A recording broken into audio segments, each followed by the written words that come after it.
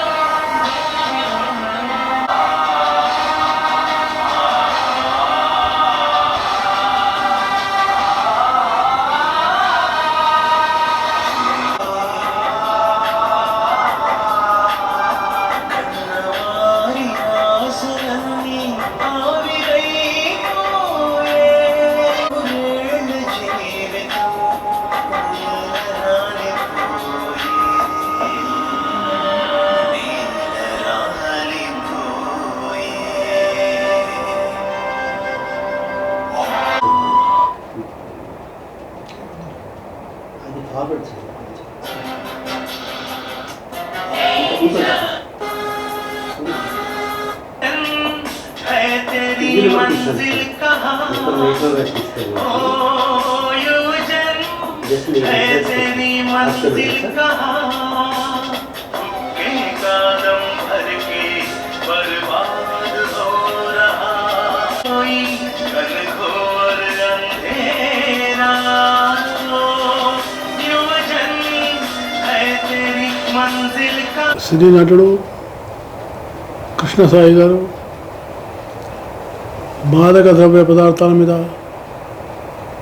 యువతను మేల్కొల్పేటువంటి ప్రయత్నం అవుతుందో ఇది చాలా ప్రశంసనీయమైనటువంటి.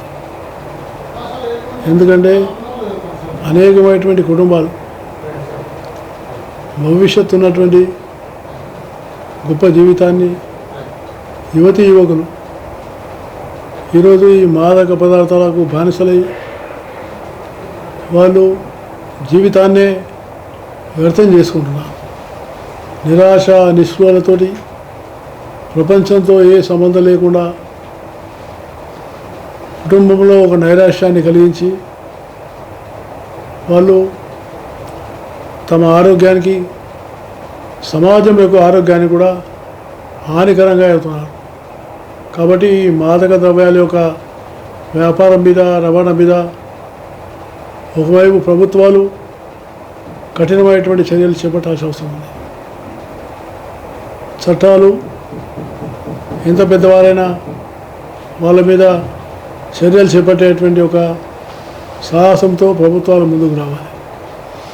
అలాగే అనేకమైనటువంటి సేవా సంస్థలు, సామాజిక సంస్థలు, NGOs, మన కృష్ణసాయి గారు లాంటి వ్యక్తులు కూడా ముందుకొచ్చి యూనివర్సిటీస్లలో, కాలేజెస్లలో, స్కూల్స్లలో